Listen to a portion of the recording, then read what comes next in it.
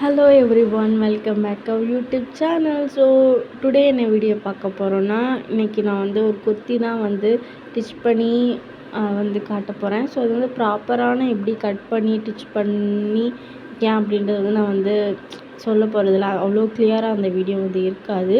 So ஒவ்வொரு ஃப்ரைடேவும் வந்து ஏதாச்சும் ஒரு ஃப்ராகு இல்லாட்டி ஏதாச்சும் ஒரு ட்ரெஸ் இல்லாட்டி நம்மளுக்கு வந்து டிச்சிங் சைடு என்னெல்லாம் வந்து இருக்கோ அதெல்லாம் வந்து நாங்கள் டிசைன் பண்ணி வந்து எவ்ரி ஃப்ரைடே அப்படி இல்லாட்டி அதுக்கு மறுநாள் கிட்டத்தட்ட இந்த மாதிரி ஃப்ரைடே இல்லாட்டி அதுக்கப்புறம் வந்து வீடியோ வந்து கண்டிப்பாக வந்து வரும்.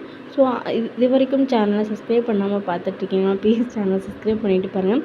ஸோ இன்றைக்கி காஸ்டியூம் டேயில் என்ன பார்க்க போகிறோன்னா, ஸோ இன்றைக்கி நான் ஒரு குர்த்தி வந்து டிசைன் பண்ணியிருக்கேன். ரொம்பவே வந்துட்டு பியூட்டிஃபுல்லான குர்த்தி. நான் லாஸ்ட்டாக இதோட வேர் பண்ணி காட்டுறேன் எப்படி வந்திருக்கு அப்படின்னு சொல்லிட்டு. ஸோ ஃபஸ்ட்டு வந்து குர்த்தியில் நம்ம ஓப்பன் சைடு இருக்கும்ல, ஸோ அதெல்லாம் வந்து சுற்றி நல்லா அடிச்சுக்கணும்.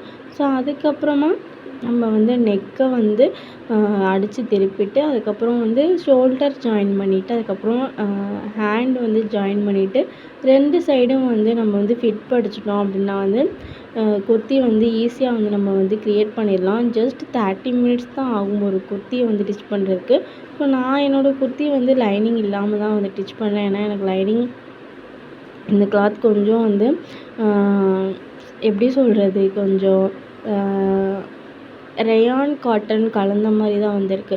ஸோ அதனால் எனக்கு இதுக்கெல்லாம் பெருசாக லைனிங் கொடுக்குறதுல விருப்பம் இல்லை.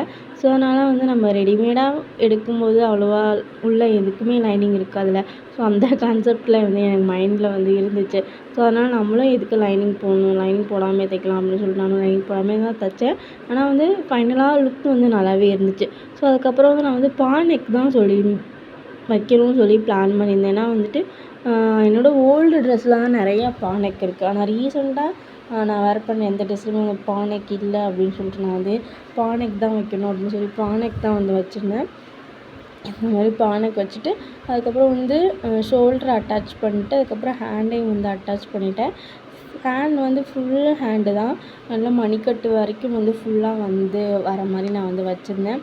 ஏன்னா அப்போ தான் வந்து ஜீனோட இல்லாட்டி லெகினோட பேரப் பண்ணும்போது அது லுக் வந்து நல்லாயிருக்கும். ஸோ டாப்போட லென்த்து வந்துட்டு கொஞ்சம் நீக்கி கீழே இருக்க மாதிரி நான் வந்து பார்த்துக்கிட்டேன். ஏன்னா அதுவும் வந்து அந்த ரெட்டு அந்த லெகின்ஸ்க்கும் ஜீன்ஸ்க்கும் நல்லாயிருக்கும் அப்படின்னு சொல்லி எனக்கு வந்து தோணுச்சு. அதனால் நான் அந்த மாதிரி வச்சுக்கிட்டேன். ஸோ ஃபைனலாக என்னோடய குர்த்தி வந்து ரெடி ஆயிடுச்சு.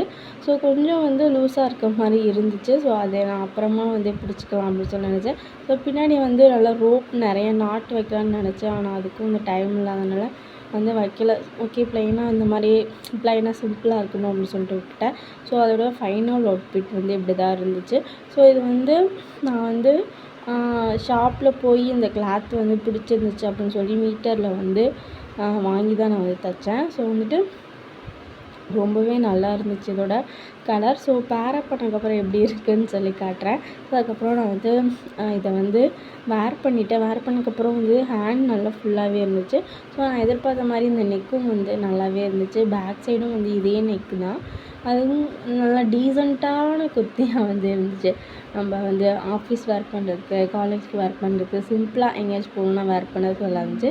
ஸோ இதை வந்து நம்ம வந்து ஸ்கர்ட்டோட கூட பேர் பண்ணலாம். அதுக்கப்புறம் வந்து லெகின்ஸோட பேர் பண்ணலாம், ஆங்கிள் லெகின் பேர் பண்ணலாம், அதுக்கப்புறம் ஜீனோட பேர் பண்ணலாம். ஸோ பின்னாடியும் வந்து நல்லா சிம்பிளான ஒரு நெக் தான். ஸோ இன்றைக்கி ஃப்ரைடே எபிசோடில் வந்து நம்ம ஒரு சிம்பிளான குர்த்தி தான் வந்து பார்த்துருக்கோம். ஸோ எவ்ரி ஃப்ரைடே வந்து நீங்கள் வந்து சேனல் வந்து காஸ்டியூம் டே வந்து செக் அவுட் பண்ணணும்னு நினச்சிங்கன்னா please subscribe my YouTube channel. So அடுத்த ஃப்ரைடே வீடியோவில் வேறு ஏதாச்சும் ஒரு காஸ்டியூம் வந்து டிசைன் பண்ணி அந்த வீடியோவில் பார்க்கலாம்.